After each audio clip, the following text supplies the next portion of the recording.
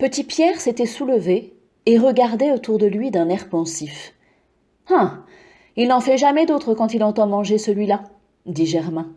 Le bruit du canon ne le réveillerait pas, mais quand on remue les mâchoires auprès de lui, il ouvre les yeux tout de suite. « Vous avez dû être comme ça à son âge, » dit la petite Marie avec un sourire malin. « Allons, mon petit Pierre, tu cherches ton ciel de lit ? Il est fait de verdure ce soir, mon enfant. Mais ton père n'en soupe pas moins. Veux-tu souper avec lui ? Je n'ai pas mangé ta part, je me doutais bien que tu la réclamerais. »« Marie, je veux que tu manges, » s'écria le laboureur. « Je ne mangerai plus, je suis un vorace, un grossier. Toi tu te prives pour nous, ce n'est pas juste, j'en ai honte. Tiens, ça m'ôte la faim. Je ne veux pas que mon fils soupe si tu ne soupes pas. »« Laissez-nous tranquilles, » répondit la petite Marie. « Vous n'avez pas la clé de nos appétits. Le mien est fermé aujourd'hui, mais celui de votre Pierre est ouvert comme celui d'un petit loup. Tenez, voyez comme il s'y prend. Oh, ce sera aussi un rude laboureur. » En effet, petit Pierre montra bientôt de qui il était fils, et à peine éveillé, ne comprenant ni où il était, ni comment il y était venu, il se mit à dévorer. Puis, quand il n'eut plus faim, se trouvant excité comme il arrive aux enfants qui rompent leurs habitudes, il eut plus d'esprit, plus de curiosité et plus de raisonnement qu'à l'ordinaire. Il se fit expliquer où il était, et quand il sut que c'était au milieu d'un bois, il eut un peu peur. « Y a-t-il des méchantes bêtes dans ce bois ? Demanda-t-il à son père. « Non, fit le père, il n'y en a point. Ne crains rien. Tu as donc menti quand tu m'as dit que si j'allais avec toi dans les grands bois, les loups m'emporteraient ? » Voyez-vous ce raisonneur, dit Germain embarrassé. Il a raison, reprit la petite Marie. Vous lui avez dit cela, il a bonne mémoire, il s'en souvient. Mais apprends, mon petit Pierre, que ton père ne ment jamais. Nous avons passé les grands bois pendant que tu dormais, et nous sommes à présent dans les petits bois, où il n'y a pas de méchantes bêtes. Les petits bois sont-ils bien loin des grands ? Assez loin. D'ailleurs, les loups ne sortent pas des grands bois. Et puis, s'il en venait ici, ton père les tuerait. Et toi aussi, petite Marie ? Et nous aussi, car tu nous aiderais bien, mon Pierre. Tu n'as pas peur, toi. Tu taperais bien dessus.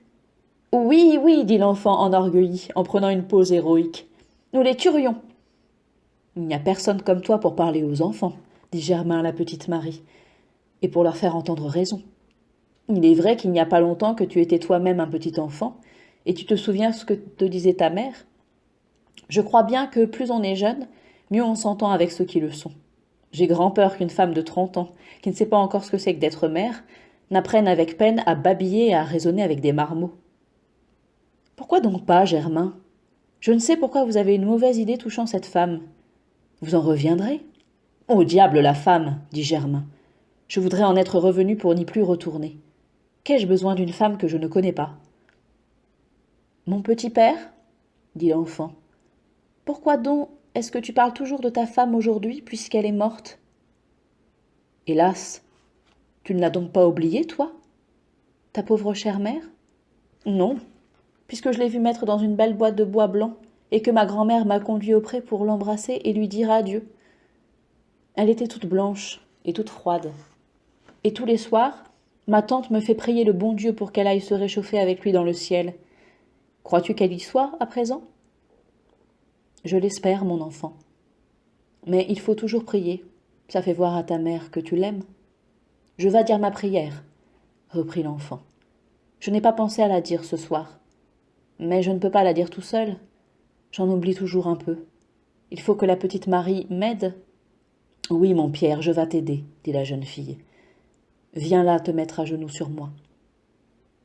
L'enfant s'agenouilla sur la jupe de la jeune fille, joignit ses petites mains et se mit à réciter sa prière. D'abord avec attention et ferveur, car il savait très bien le commencement, puis avec plus de lenteur et d'hésitation, et enfin répétant mot à mot ce que lui dictait la petite Marie, lorsqu'il arriva à cet endroit de son oraison où, le sommeil le gagnant chaque soir, il n'avait jamais pu la prendre jusqu'au bout. Cette fois encore, le travail de l'attention et la monotonie de son propre accent produisirent leur effet accoutumé. Il ne prononça plus qu'avec effort les dernières syllabes, et encore après se les être fait répéter 3 fois. Sa tête s'appesantit et se pencha sur la poitrine de Marie. Ses mains se détendirent, se séparèrent et retombèrent ouvertes sur ses genoux.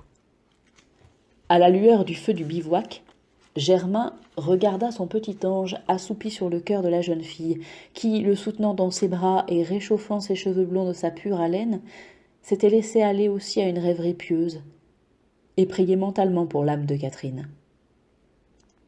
Germain fut attendri, chercha ce qu'il pourrait dire à la petite Marie pour lui exprimer ce qu'elle lui inspirait d'estime et de reconnaissance, mais ne trouva rien qui pût rendre sa pensée.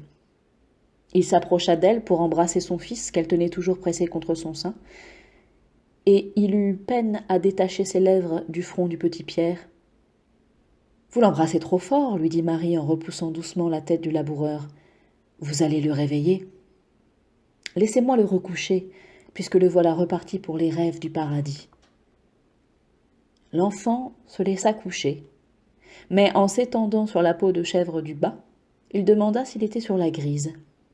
Puis, ouvrant ses grands yeux bleus et les tenant fixés vers les branches pendant 1 minute, il parut rêver tout éveillé, ou être frappé d'une idée qui avait glissé dans son esprit durant le jour, et qui s'y formulait à l'approche du sommeil.